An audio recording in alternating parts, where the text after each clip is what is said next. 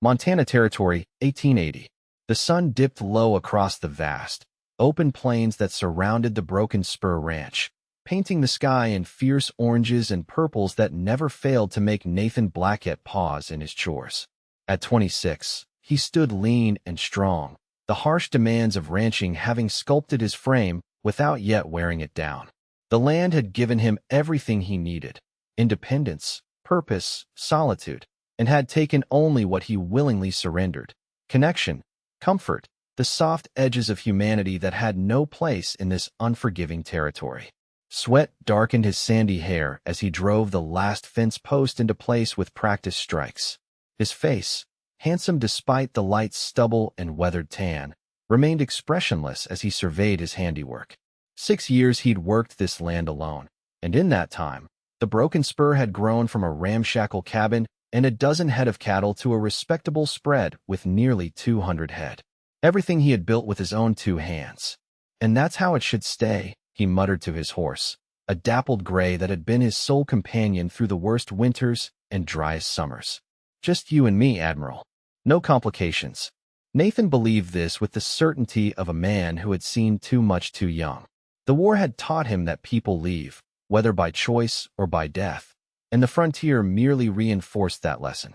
Men who opened their hearts on the frontier ended up with nothing but regrets and fresh graves to dig. The West demanded strength, independence, and a certain coldness that kept a man alive when others perished. That night, as he ate his simple dinner alone in the cabin he'd expanded from 1 room to 3, he caught himself listening for sounds beyond the crackle of the fire. Not hoping. Nathan didn't allow himself hope, just noticing the silence. Sometimes it stretched so wide it felt like another presence in the room.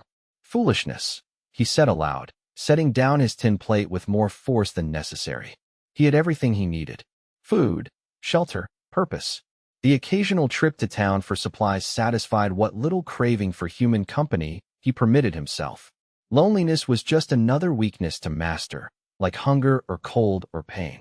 Come morning, he would ride the north boundary, check on the calves in the lower pasture, and perhaps repair that leak in the barn roof. Tomorrow would be like today and all the days before it. Predictable, safe, under his control, just the way he wanted it, just the way he told himself he wanted it. 3 days later, an early spring storm swept across the territory, bringing driving rain and wind that bent the prairie grass flat against the earth.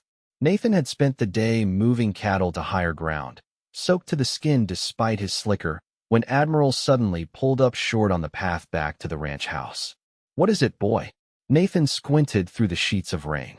Lightning forked across the sky, illuminating a huddled shape on the ground just ahead. For a moment, he thought it might be a wounded animal, but as Admiral snorted and sidestepped nervously, Nathan realized it was a person, a woman, collapsed in the mud. His first instinct was to ride on. Whatever trouble had brought someone to his land was precisely the kind of complication he avoided. The frontier had harsh rules, and the first was this: mind your own business if you want to survive. But then the figure moved slightly, one pale hand reaching upward before falling limply back to the ground.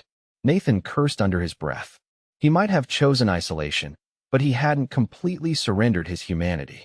Dismounting, he approached cautiously, one hand resting on the pistol at his hip. "Hello there? Can you hear me?" The woman, for it was indeed a woman, lifted her head with visible effort. Even through the rain and mud that streaked her face, Nathan could see she was young, perhaps 20 or 21. Her dark blue dress, once fine but now torn and sodden, clung to her slender frame. What caught him most, however, were her eyes, a startling clear green that seemed to pierce right through him despite her obvious distress. "Please," she whispered, the word barely audible above the storm. "Help." Nathan hesitated only a moment before gathering her into his arms. She weighed almost nothing, and her skin felt ice-cold through the wet fabric of her dress. Her long blonde hair, darkened by rain and mud, hung in tangles down her back. "I've got you," he said, his voice gruffer than intended. "My ranch is just over that rise." She didn't respond, having apparently used the last of her strength to make her plea. As Nathan lifted her onto his horse and mounted behind her, supporting her limp form against his chest, He was acutely aware that whatever carefully controlled existence he'd built had just been upended. By the time they reached the ranch house, the woman was shivering violently in his arms. Nathan carried her inside and placed her on his bed, the only proper one in the house. Up close, in the lamplight, he could see that beneath the mud and exhaustion, she was strikingly beautiful. High cheekbones, delicate nose, and full lips now pale with cold. "Miss? Can you hear me?" Nathan awkwardly patted her cheek. "I need to get you dry and warm." Her eyes fluttered open, focusing on him with difficulty. "Sarah," she murmured. "Sarah Sinclair. Miss Sinclair, you need dry clothes." "I don't have anything proper, but, please," she interrupted, her voice barely audible. "They might still be following." Nathan stiffened. "Who's following you?" But Sarah's eyes had already closed again, her breathing shallow but steady. Nathan stood frozen for a long moment, staring down at the stranger who had literally collapsed at his doorstep. Everything in him screamed to take her to town at first light, to pass this problem to someone else. Someone whose carefully constructed walls wouldn't be threatened by a woman with eyes like spring grass and trouble on her heels. Instead, he found himself stoking the fire higher, heating water, and rummaging through his trunk for his smallest shirt.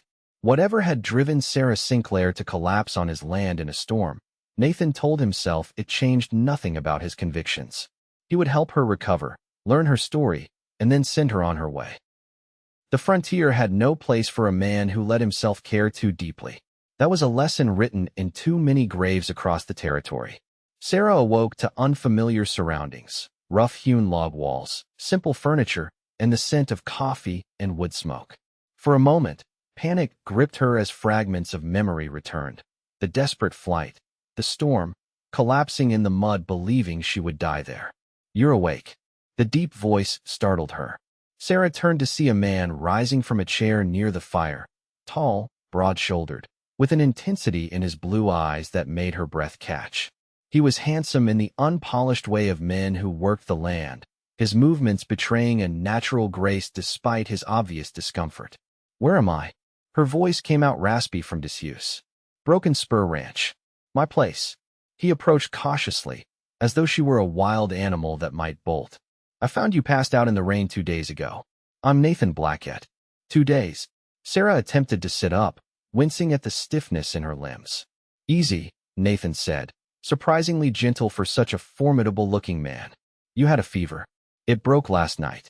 Sarah glanced down to discover she was wearing an oversized man's shirt. Heat rushed to her cheeks.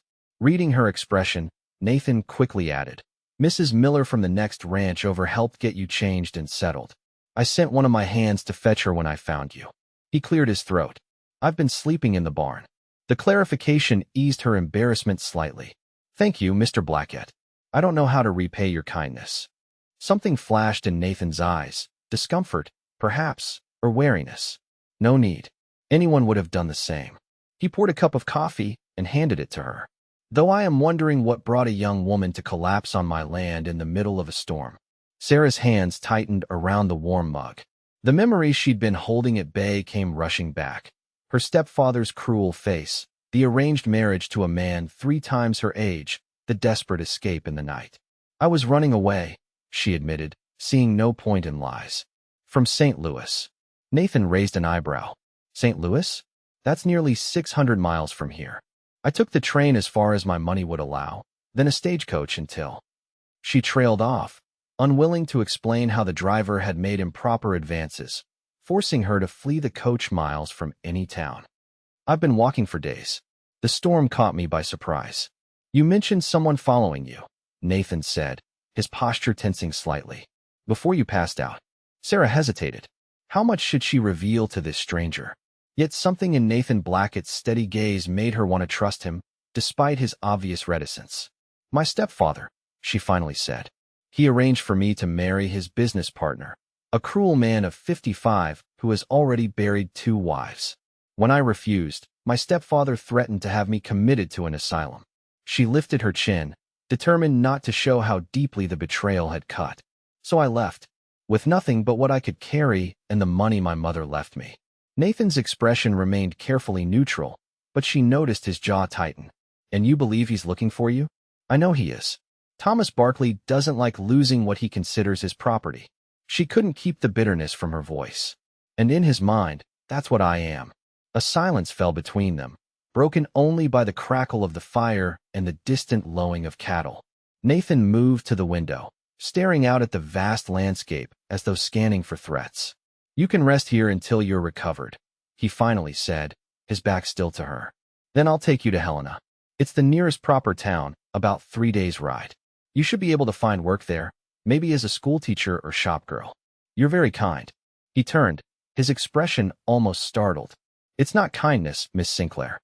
It's just what needs doing." Something in his guarded demeanor told Sarah that Nathan Blackett was a man who kept the world at arm's length. Just like the vast, empty land surrounding his ranch, he seemed to have built deliberate space around himself, space that her presence had undoubtedly disturbed. "Well, I'm grateful regardless," she said softly. "And please, call me Sarah." He nodded once, already moving toward the door. "There's stew on the stove when you're hungry. I have work to tend to." With that, he was gone, leaving Sarah alone in the cabin that felt somehow emptier despite her presence in it. Whatever refuge Nathan Blackett had offered, it was clear he had no intention of making it anything more than temporary. Over the next week, Sarah's strength gradually returned. Though Nathan spent most daylight hours working his ranch, they shared meals in a silence that slowly evolved from awkward to almost companionable. She began to notice small changes in their routine. Fresh wildflowers appearing in a tin can on the table, coffee already brewed when she woke, books left casually within her reach that seemed specifically chosen to interest her. By the 8th day, Sarah felt restless enough to venture outside. The spring air held a crisp sweetness that filled her lungs as she wandered toward the corral where Nathan was breaking a young horse. She paused at the fence, mesmerized by the fluid communication between man and animal. Nathan's quiet strength meeting the horse's wild energy, neither dominating but reaching a gradual understanding. When the horse finally accepted the saddle without bucking, Nathan dismounted and noticed her watching. For a brief moment, his habitual reserve slipped, and a smile transformed his features. Sarah felt her heart skip at the sight. "You're looking better," he observed, approaching the fence. "I feel better. Strong enough to earn my keep, at least." She gestured toward the ranch house. "I noticed your shirts need mending, and frankly, your cooking could use some improvement." Nathan's eyebrows rose. "Are you criticizing my beans and bacon, Miss Sinclair?"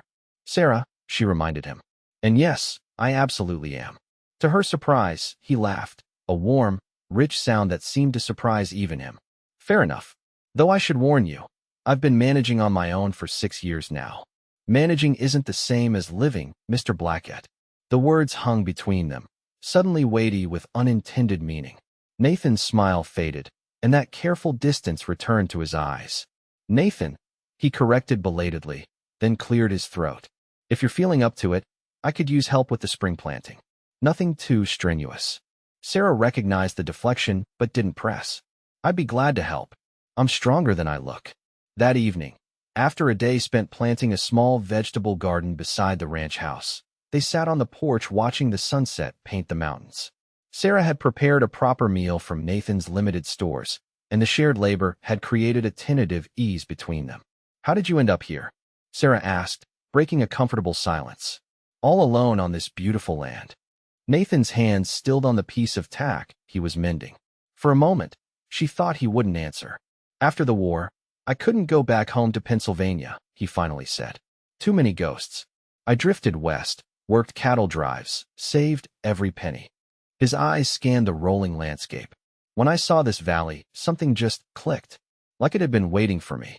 Sarah heard what he didn't say, that the isolation had been deliberate, a fortress built not just of log and stone, but of carefully maintained distance. "It's a magnificent place," she offered. "But lonely." Nathan's jaw tightened almost imperceptibly. "Loneliness is safer than the alternative out here. The frontier doesn't reward men who let themselves need things, or people." "Is that what you believe?" Sarah asked softly. "That connection is weakness?" His blue eyes met hers, startlingly direct. "I've buried enough friends to know that caring too much is a luxury frontier men can't afford. Every grave I've dug has taught me the same lesson." The raw honesty of his words struck Sarah deeply. Here was the core of Nathan Blackett. A man who had survived by convincing himself that isolation was strength, that loneliness was preferable to loss. Perhaps, she ventured carefully, there's another lesson to be learned from those graves. About making the time we have matter. Nathan held her gaze for a long moment before looking away. Maybe in another life, Sarah, but not out here. Not for me. Later that night, as Sarah lay awake listening to the coyotes' call in the distance, she found herself thinking of the careful barriers Nathan had built around himself, and how, despite his determination to maintain them, small cracks were appearing in his armor. The wildflowers, the books, the way his eyes followed her when he thought she wouldn't notice. She told herself her interest was merely gratitude for his rescue, curiosity about a man so determined to stand alone against the world. But in the honest darkness, Sarah admitted the truth. Nathan Blackett, with all his carefully maintained solitude, had awakened something in her that went beyond gratitude. The question was whether the man who believed connection was weakness could ever allow himself to see that it might also be strength. 2 weeks after Sarah's arrival, Nathan returned from checking fence lines to find her on her hands and knees in front of his cabin, planting flowers along the walkway. The sight stopped him in his tracks, her blonde hair catching the afternoon sunlight, her borrowed trousers, cuffed and belted to fit her slender frame, dusted with soil, her face alight with purpose. For a moment, he simply watched, an unfamiliar warmth spreading through his chest. In the short time she'd been at Broken Spur, Sarah had transformed not just his home but the very rhythm of his days. The cabin now smelled of fresh bread instead of bachelor solitude. Curtains fashioned from flour sacks hung in the windows. Conversation and occasional laughter punctuated the evenings that had once stretched in silent isolation. And despite his determination to keep his distance, Nathan found himself looking forward to returning home each day. "What's all this?" he asked, approaching. Sarah looked up, brushing a strand of hair from her face and leaving a smudge of dirt on her cheek. "Wild columbine and lupin. I found them growing by the creek." She sat back on her heels, surveying her work. "A house should have flowers, don't you think?" "I never thought about it," Nathan admitted, though the truth was he had never allowed himself to think of his cabin as more than shelter, certainly not as a home that might welcome beauty or comfort. Sarah stood, dusting off her hands. "Well, now you have them whether you thought about it or not." Her smile faded slightly as she studied his face. "Unless you mind, I should have asked before changing things." The uncertainty in her voice stirred something protective in Nathan. "I don't mind," he said, more gruffly than intended. Then, making an effort to soften his tone, "They look nice. The place could use some improving." Her smile returned, brightening her entire face. "Speaking of improvements, I fixed that chair that's been wobbling since I arrived. And there's venison stew for dinner. Mr. Calloway from the North property brought a haunch by this morning." Nathan frowned. "Calloway came here? What?" "He said he was passing by," Sarah said, looking slightly confused at Nathan's reaction. "Is something wrong? Calloway's property is 15 miles north. Nobody passes by out here without purpose." Nathan ran a hand through his hair, suddenly uneasy. "What exactly did he say?" Sarah's brow furrowed in concentration. "He asked if I was settling in all right. Said he'd heard Nathan Blackett had a pretty young woman staying at his place, and he wanted to see for himself." She shrugged. "I thought he was being neighborly." Nathan's jaw tightened. In 6 years, Elijah Calloway had never once passed by his property. The rancher was known for his shrewd business dealings and barely concealed interest in expanding his holdings, and his sudden interest in Sarah's presence sent a clear warning signal. Words spreading. He muttered, more to himself than to Sarah, "That's not good." "Why? What does it matter if people know I'm here?" Sarah asked. Then her expression changed as understanding dawned. "You're worried my stepfather might hear." "Among other things," Nathan admitted. He hesitated, then added reluctantly, "Having a young, unmarried woman staying with a bachelor, it invites talk. The kind that could damage your reputation if you plan to settle anywhere in the territory." A flush rose to Sarah's cheeks, but her gaze remained steady. "I've left behind a life where my value was measured by other people's opinions, Nathan. I don't particularly care what Mr. Calloway or anyone else thinks." "You should," Nathan insisted. "Out here, a woman alone already faces enough challenges. Add a questionable reputation, and those challenges multiply." Sarah's chin lifted in that stubborn way he'd come to recognize.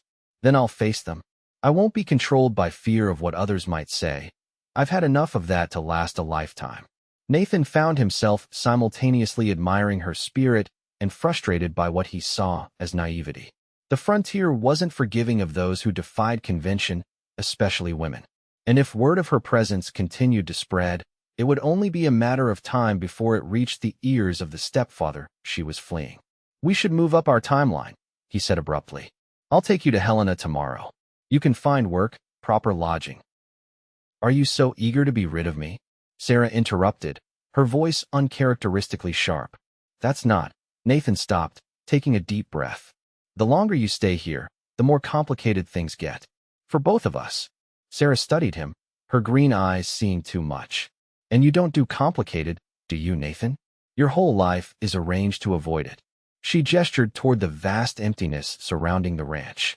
No neighbors close enough to need anything from you. No family to disappoint. No connections that might bring pain along with joy. Her words struck too close to truths Nathan had buried deep. Those aren't luxuries a man can afford out here. They aren't luxuries at all, Sarah said quietly. They're what make life worth the hardship. They're what makes this empty land into a home.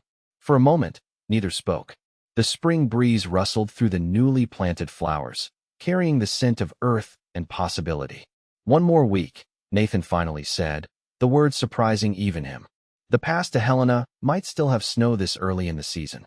We'll wait one more week, then I'll take you to town. Sarah's expression softened. Thank you. As they walked together toward the cabin, Nathan fought the uncomfortable awareness that his carefully ordered existence was being irreversibly altered. The dangers were real. Sarah's stepfather, the gossip already spreading, the vulnerability of caring for someone in a land that took more often than it gave. Yet for the first time in years, the thought of returning to his solitary life felt not like safety, but like loss. The next 5 days passed in a rhythm that felt dangerously like harmony. Nathan found himself lingering over breakfast, finishing chores earlier than necessary, inventing reasons to stay close to the ranch house, where Sarah moved with increasing confidence. They worked side by side repairing fences, tending the garden, and in the evenings, Sarah read aloud from one of Nathan's few books while he carved pieces for a chess set he'd started on a whim. On the 6th day, Nathan took Sarah to his favorite spot on the property, a high ridge overlooking the valley where the Broken Spur cattle grazed. The afternoon sun bathed the landscape in golden light, illuminating the distant mountains still capped with snow. It's breathtaking, Sarah murmured, her face lifted to the vastness before them. I understand now why you chose this place. Nathan nodded, allowing himself to see his land through her eyes, not just as property to be worked and defended, but as something alive with beauty and possibility. When I first stood here, he said, I felt like I could breathe again after years of just surviving. Like something inside me recognized this place. Sarah glanced at him, her expression softening. And yet you've spent 6 years turning it into a fortress rather than a home. The gentle observation hit with unexpected force. Nathan started to deny it, then stopped himself. There was truth in her words he couldn't dismiss. After the war, he began, then paused, searching for words he'd never spoken aloud. I saw too many good men die senseless deaths. Brothers who'd promised to protect each other, gone in an instant. Friendships forged in battle, severed by a single bullet. He gazed out across his land. I came west believing the only way to survive was to need nothing and no one. Sarah was quiet for a long moment. And has it worked? This fortress you've built? Nathan considered the question with an honesty that surprised him. It kept me alive, he finally said. But lately I'm not sure that's the same as living.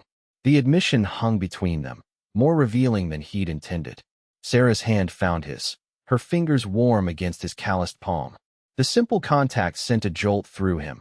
Comfort and connection he'd denied himself for so long. Thank you for bringing me here, she said softly. For sharing this with me. Nathan turned toward her, struck by the way the sunlight caught in her hair, the quiet strength in her delicate features.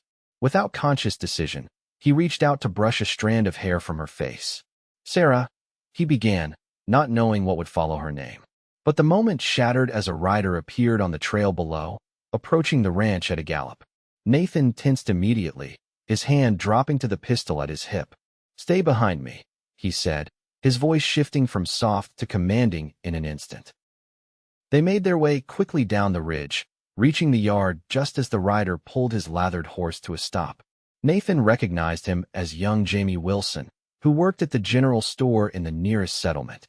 "Mr. Blackett," the boy called, breathless with urgency. "Mr. Foster sent me to warn you. There's men in town asking about a young blonde woman. 3 of them, city folk with fancy clothes and hired guns." Nathan felt Sarah stiffen beside him. "When did they arrive?" he demanded. "Yesterday," Jamie replied. "They're offering $50 to anyone who can tell them where to find her. Said she's a runaway ward who ain't right in the head." Sarah made a small sound of distress. "Thomas found me," she whispered. "He actually followed me all this way." Nathan's mind was already calculating distances, options, escape routes. "Did they say where they were headed next?" he asked Jamie. "They were planning to ride out to all the nearby ranches today, starting with the larger spreads." The boy hesitated. "Mr. Foster figured they'd reach here by tomorrow morning." Nathan nodded, pressing a silver dollar into the boy's hand. "You did right bringing this warning. Now ride back a different way than you came, and if anyone asks, you never made it out here. Understand?" Once Jamie had departed, Nathan turned to Sarah, whose face had gone pale. "We need to move quickly. Pack only what you need. We're leaving within the hour." "Where can we go?" Sarah asked, her voice steady despite the fear evident in her eyes. "If they're checking every ranch." "Not every ranch," Nathan said grimly. "There's an old line cabin in the high country. It was here when I bought the property. I use it sometimes during the summer grazing. No one else knows about it." As they rushed to prepare, Nathan's mind raced with contingency plans. The cabin was well hidden in a stand of pine, with good sight lines and multiple escape routes. They could hold out there until he figured out a more permanent solution. What that solution might be, he couldn't yet say. All he knew with absolute certainty was that he would not let Sarah be taken back to a man who would imprison her for the crime of seeking her own freedom. Within the hour, they were mounted and riding hard toward the mountains, leaving the main house conspicuously empty to any visitors who might arrive. As they climbed higher into the foothills, Nathan glanced at Sarah, struck by the determination in her profile. In barely 3 weeks, this woman had dismantled barriers he'd spent years constructing, and now he was risking everything to protect her. The irony wasn't lost on him.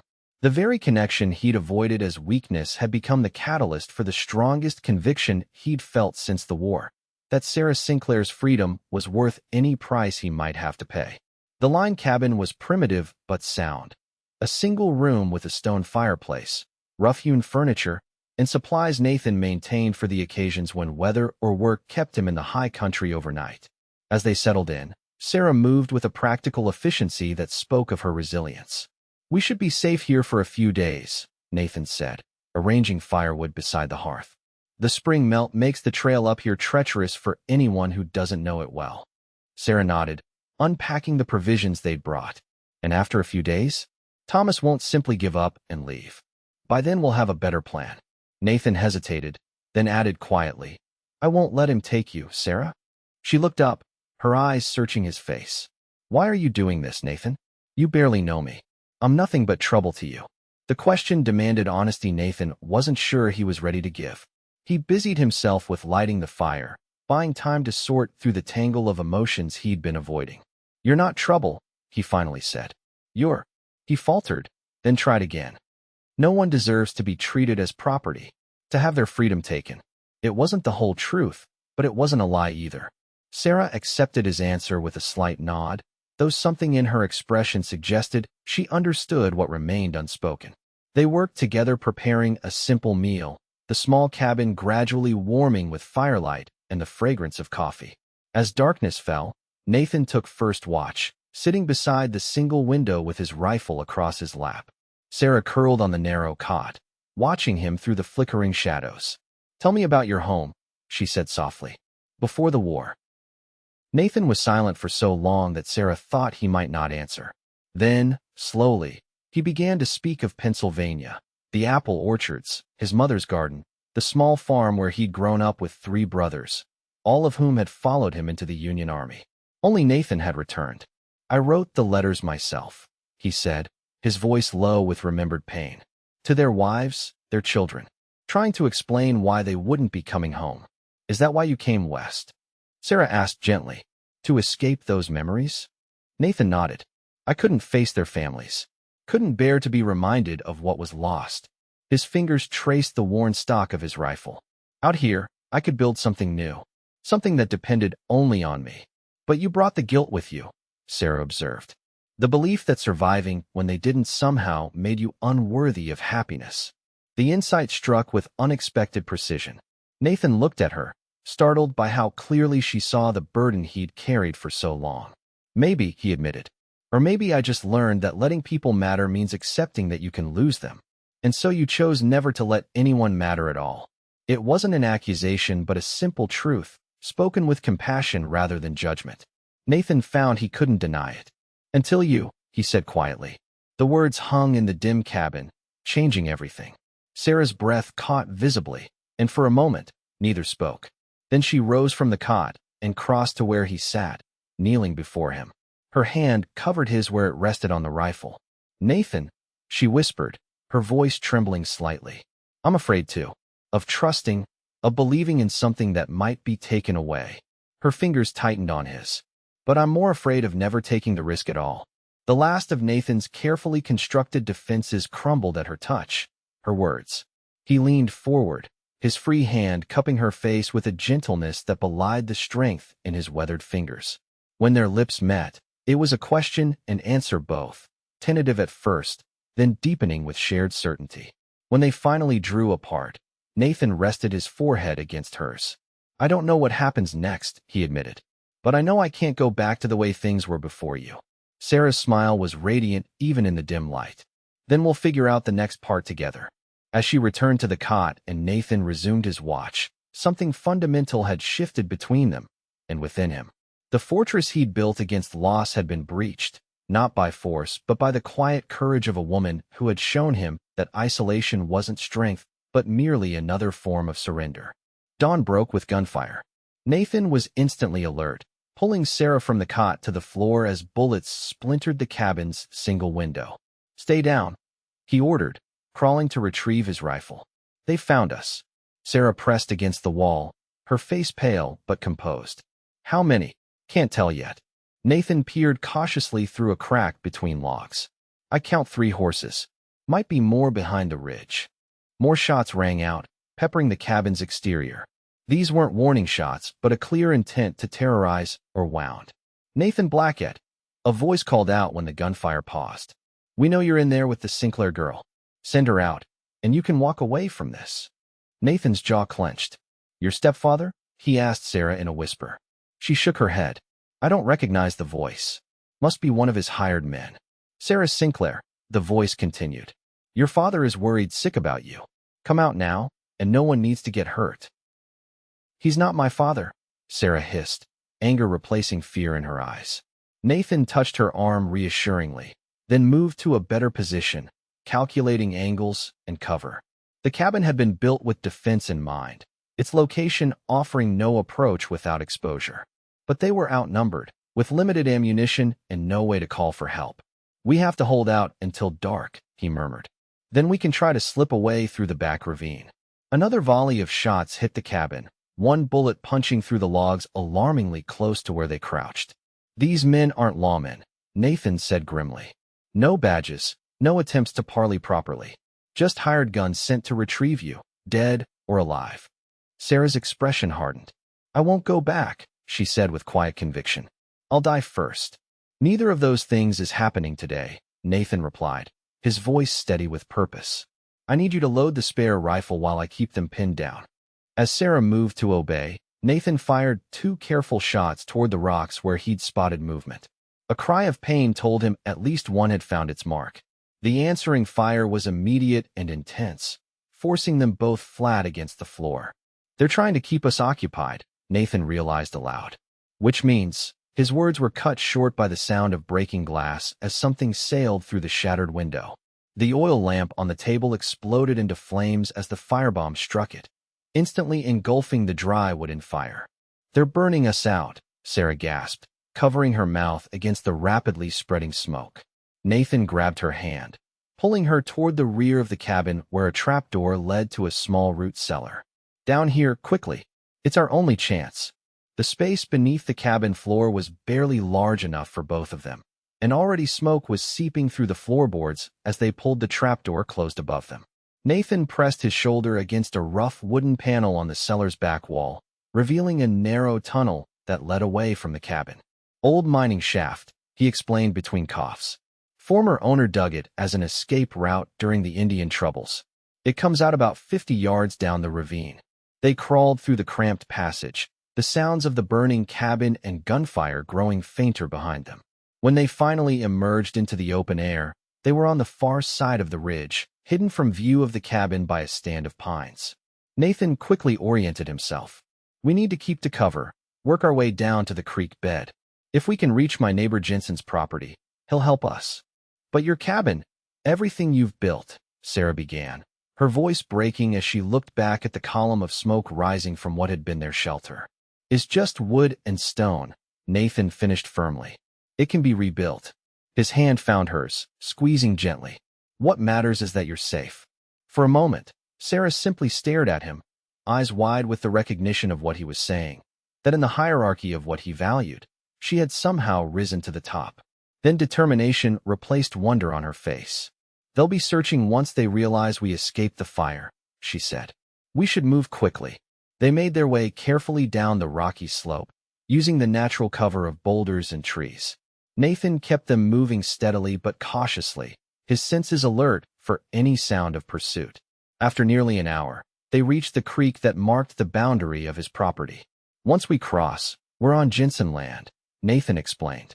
"He's a good man. Fought Apaches alongside the Rangers before settling here. He'll help us." As they waded through the shallow water, Sarah suddenly stumbled, crying out softly as she fell to one knee. "What is it?" Nathan was instantly at her side.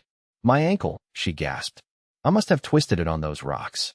Nathan knelt to examine her rapidly swelling ankle, his face grim. "Can't be helped. I'll carry you." Before Sarah could protest, he had lifted her into his arms, determined to put as much distance as possible between them and their pursuers. They had gone perhaps a quarter mile when the sound of hoofbeats made them both freeze. "Over there," Nathan whispered, nodding toward a dense thicket. "Stay absolutely still." They huddled in the brush as three riders approached along the creek, following their trail.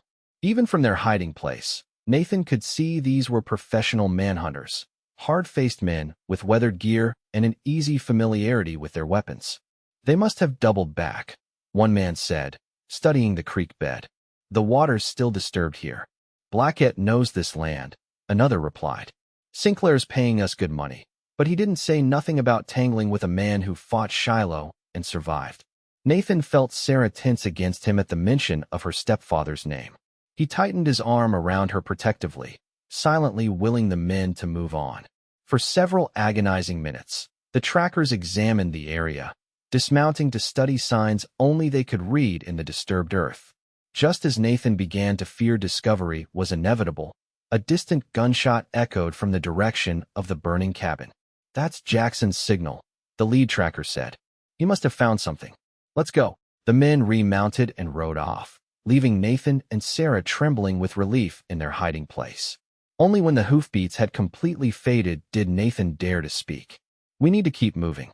Jensen's cabin is still 3 miles east." Despite her injured ankle, Sarah insisted on trying to walk, leaning heavily on Nathan for support. Their progress was painfully slow, each step an exercise in determination. As the afternoon wore on, clouds gathered overhead, promising rain that would both erase their trail and add to their misery. "Tell me about this Jensen," Sarah said through gritted teeth, clearly trying to distract herself from the pain. "Why are you so certain he'll help us?"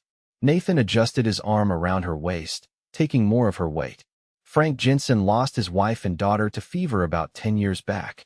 Since then, he's made it his business to help folks in trouble, especially women running from bad situations." He glanced at her. "He'll understand what we're facing." "And after that?" Sarah asked, her voice small. "What happens next, Nathan?" The question encompassed so much: her stepfather's pursuit, the destruction of Nathan's cabin, the fundamental changes in both their lives. Nathan considered carefully before answering. "First, We get somewhere safe. Then we figure out how to make sure your stepfather can never threaten you again." He paused, then added with quiet certainty, "After that, I was thinking we might build something new. Together." Sarah stumbled slightly, and Nathan wasn't sure if it was her ankle or his words that caused it. Her eyes, when they met his, held both hope and caution. "You've spent years convinced that caring for someone is a weakness," she reminded him. "That the frontier has no place for connection." "I was wrong," Nathan said simply. The admission came easier than he expected.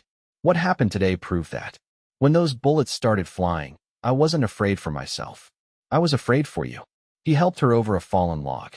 "And I realized that the man I've been, alone, closed off, building walls instead of bridges, that man isn't who I want to be anymore."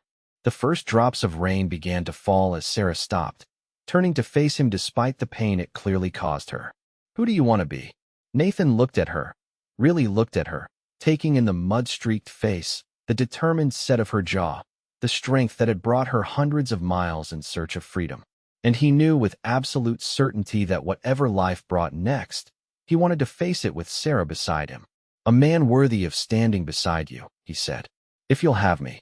Rain fell harder around them, but neither moved, caught in a moment of recognition that transcended their physical discomfort and the dangers still pursuing them. "Yes," Sarah whispered, the single word carrying the weight of promise. "I will have you, Nathan Blackett." Their kiss tasted of rain and hope and the shared understanding that whatever trials lay ahead, they would face them not as fortress and fugitive, but as partners who had each found in the other the home they had been seeking. 6 months later, the newly rebuilt Broken Spur Ranch house stood gleaming in the October sunlight, twice the size of the original and boasting actual glass windows, a luxury Nathan had insisted upon despite the expense.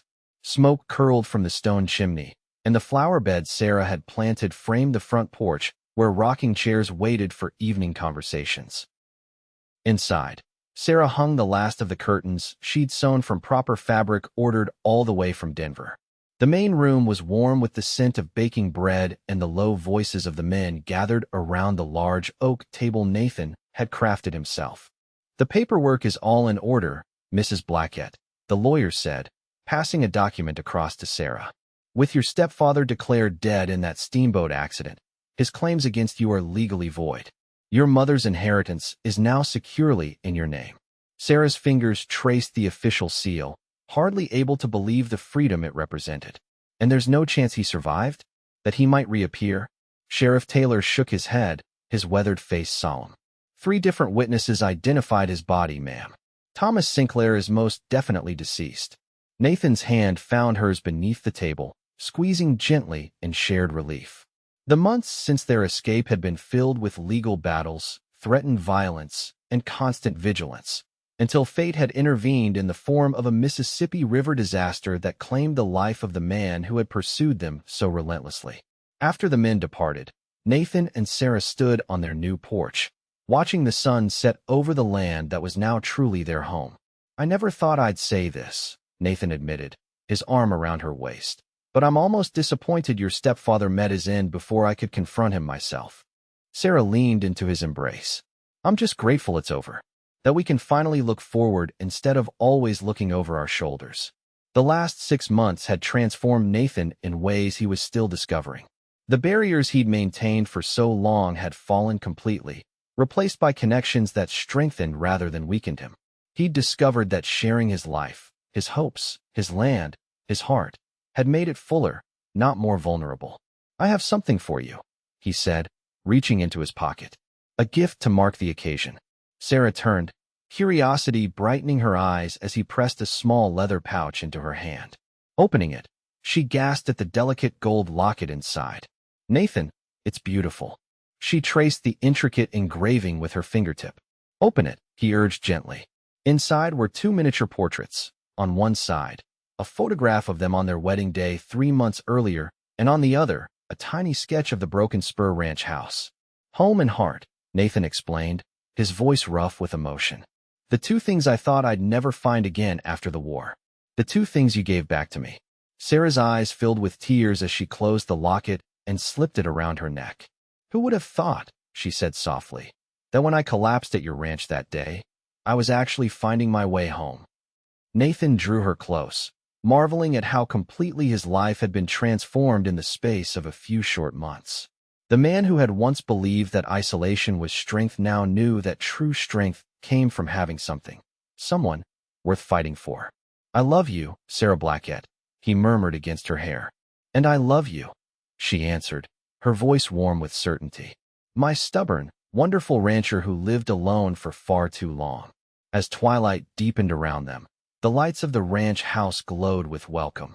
No longer just a shelter against the harshness of the frontier, but a true home built on the foundation of a love neither of them had been looking for, but both had been waiting to find. In the years to come, the Broken Spur would grow and thrive. Children would run across its fields, laughter would echo from its walls, and the community around them would expand as other families settled nearby. But Nathan and Sarah would always remember this moment, standing together on the porch of the home they had built, not just with lumber and nails, but with courage, trust, and the willingness to risk their hearts on a love strong enough to withstand whatever the frontier might bring.